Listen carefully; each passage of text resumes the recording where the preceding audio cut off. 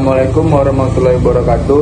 Perkenalkan, nama saya Mufti Ramadan Purba dengan NIM 210906080. Saya beragama Muslim dari Fakultas Ilmu Sosial dan Ilmu Politik dari jurusan Ilmu Politik. Terima kasih.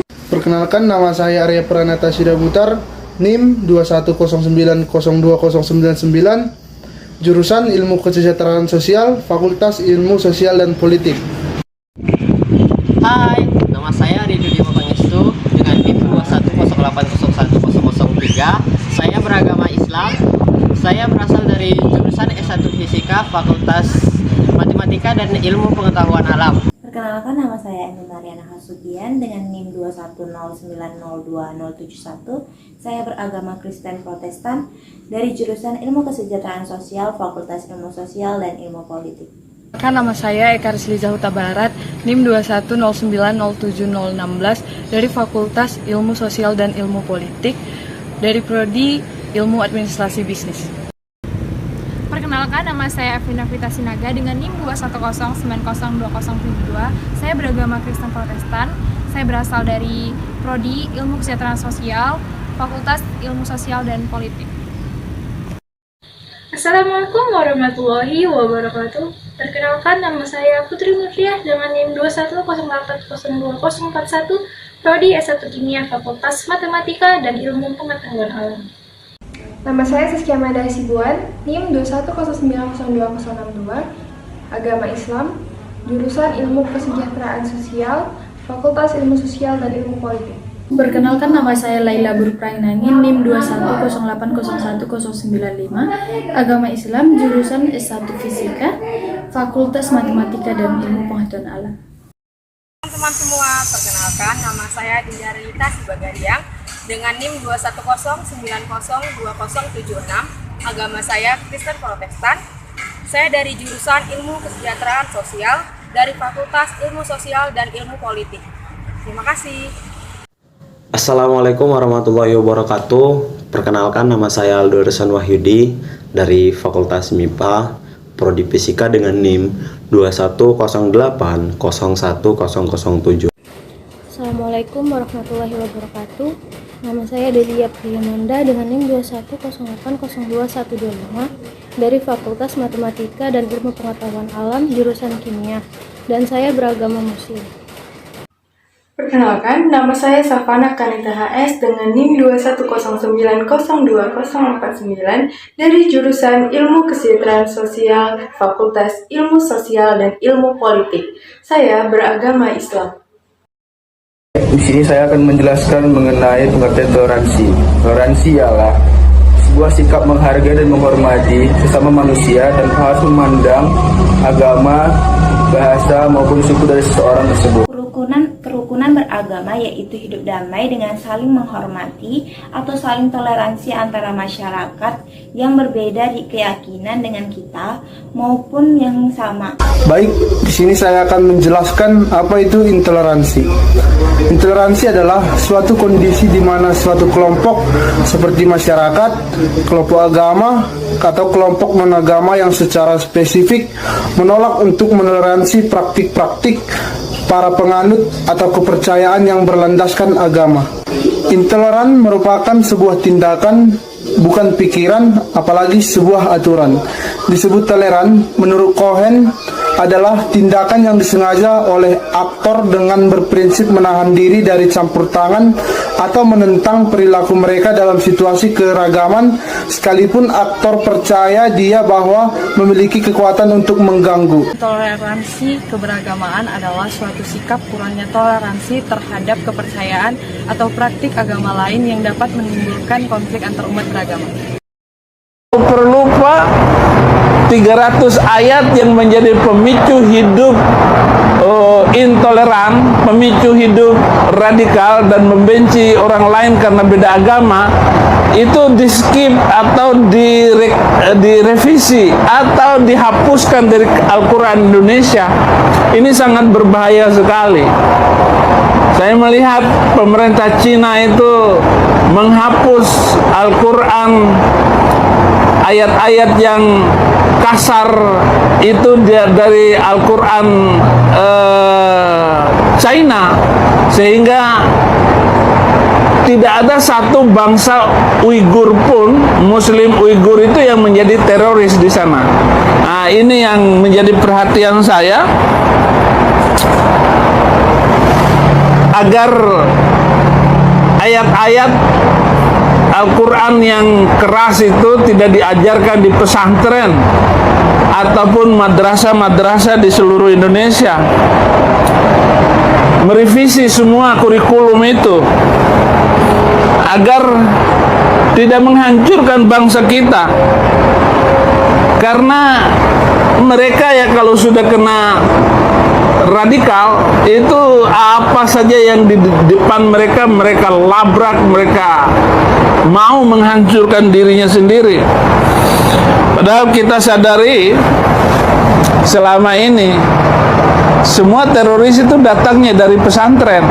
Tidak ada teroris itu datang dari sekolah Kristen, nggak mungkin. Berdasarkan cuplikan video tersebut, berikut saya jelaskan kronologisnya. Baru-baru ini, jagat media sosial mendadak dihebohkan dengan seorang pendeta yang meminta Menteri Agama Yakut Khalil Qomas untuk menghapus 300 ayat Al-Quran. Usut punya usut, alasan pendeta yang diketahui bernama Saifuddin Ibrahim berani berkata seperti itu karena menurutnya 300 ayat Al-Quran tersebut jadi biang kerok lahirnya radikalisme. Melalui unggahan video di kanal YouTube NU Garis Lurus, awalnya Saifuddin Ibrahim mendukung penuh kebijakan Menak soal pengaturan penggunaan pengeras suara baik di masjid maupun musola.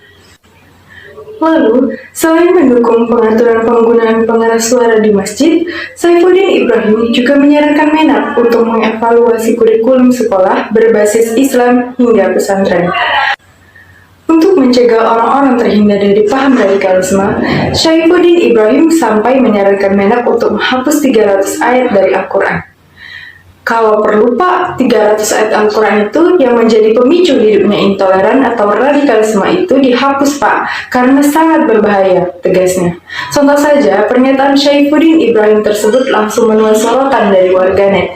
Tak sedikit dari mereka justru tak terima dengan saran-saran yang disampaikan pendeta tersebut, dan banyak sekali yang memprotes sekaligus menghujat beliau. Itu ada bom bunuh diri di gereja Katolik St. Yosef Medan. Dengan kronologi, berawal dari pelaku yang berinisial IAH yang berpura-pura menjadi jemaat gereja sembari membawa bom rakitan di dalam tas dan sebilah pisau. Diduga penyebab terjadinya hal itu adalah konflik antar agama dan konflik sosial. Penyebab terjadinya intoleransi beragama. Masalah kurangnya toleransi dalam kehidupan beragama yang saat ini banyak terjadi akhirnya menjadi sebuah konflik. Terjadinya konflik ini dikarenakan oleh beberapa faktor. Faktor-faktor tersebut antara lain kurang menghormati, menganggap rendah pemeluk agama lain yang tidak sama dengan agama yang dipeluknya, kurangnya pengetahuan para pemeluk agama akan agama sendiri dan agama pihak lain, kaburnya batas antara sikap memegang teguh keyakinan agama dan toleransi dalam kehidupan masyarakat, kurangnya saling pengertian dan menghadapi masalah perbedaan pendapat. Ketika salah satu dari faktor penyebab tersebut terjadi, maka permasalahan konflik antar umat beragama akan timbul. Oleh karena itu, faktor penyebab masalah kurangnya toleransi antar umat beragama harus diminimalisir atau bahkan dihilangkan dengan beberapa solusi dari permasalahan-permasalahan tersebut. Di sini saya akan menjelaskan dampak dari toleransi. Kita ketahui bahwasannya ada dampak positif dan ada dampak negatif. Dan contoh dari dampak positif dari toleransi yaitu saling menghargai dan menghormati satu sama lain, dan yang kedua menjaga tali silaturahim, dan yang ketiga menjaga kesatuan dan persatuan umat bangsa. Dan ada juga dampak negatif toleransi. Yang pertama itu mudah dimanfaatkan orang lain, dan yang kedua mudah direndahkan harga dirinya, dan yang ketiga sulit menolak orang lain yang meminta bantuan. Semua umat beragama dipanggil dan diutus untuk bertoleransi, menghargai perbedaan, menghormati dan saling mengasihi untuk kemanusiaan. Adapun cara yang dapat dilakukan untuk mengatasi intoleransi antar umat beragama yaitu yang pertama, dimulai dari keluarga. Sikap toleransi tidak bisa muncul secara tiba-tiba begitu saja, melainkan harus ditanamkan, ditumbuh kembangkan dan dipelihara sejak dini ketika kita masih berusia anak-anak. Oleh sebab itu, peran keluarga sangat dibutuhkan untuk mengajari seorang anak bagaimana cara belajar menghargai perbedaan, bertoleransi, dan bisa bekerjasama dengan orang lain. Yang kedua, kearifan lokal. Sesungguhnya, anak-anak di Indonesia dapat dengan mudah belajar bagaimana para orang tua mereka mempraktikkan kearifan lokal, yaitu gotong royong dalam konteks toleransi antar umat beragama.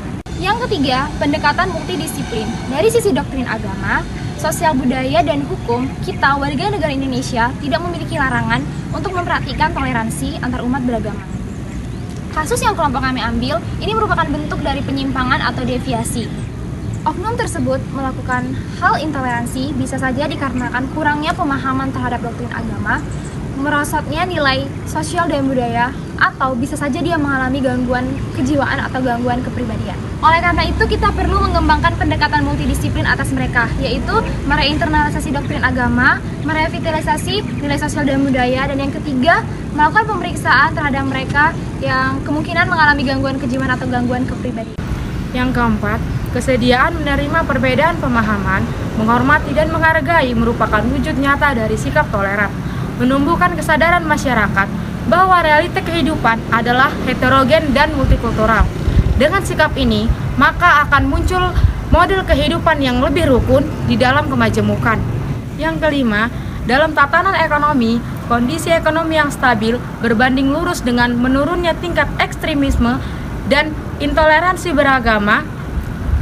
Dengan terjadinya hal tersebut, maka masyarakat tidak akan mudah tergoda oleh ide-ide radikal yang menjanjikan kemakmuran. Jadi kesimpulannya adalah toleransi adalah sikap manusia untuk saling menghormati dan menghargai perbedaan, baik antar individu maupun per kelompok. Dan manfaat toleransi yang paling penting adalah menciptakan keharmonisan dan kedamaian. Setiap orang yang memiliki rasa toleran dapat menahan dirinya untuk tidak memaksakan pendapat pribadi kepada orang lain. Ini membuat keharmonisan akan tetap terjaga, karena tiap orang bisa saling memahami satu sama lain. Contoh sikap toleransi secara umum yaitu menghargai pendapat mengenai pemikiran orang lain yang berbeda dengan kita, serta saling tolong-menolong antar sesama manusia tanpa memandang suku, ras, agama, dan antar golongan. Kemudian, munculnya intoleransi disebabkan oleh 4 faktor.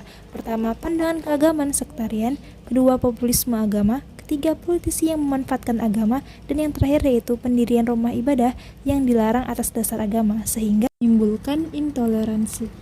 Dan cara menghindari intoleransi yaitu pertama, tidak memaksakan kehendak diri sendiri kepada orang lain, kedua, peduli terhadap lingkungan sekitar, ketiga, tidak mementingkan suku bangsa sendiri atau sikap yang menganggap suku bangsanya lebih baik, kemudian keempat, tidak menonjolkan suku, agama, ras, golongan, maupun budaya tertentu, dan kelima, tidak menempuh tindakan yang melanggar norma untuk mencapai tujuan, dan yang terakhir, tidak mencari keuntungan diri sendiri daripada kesejahteraan orang lain.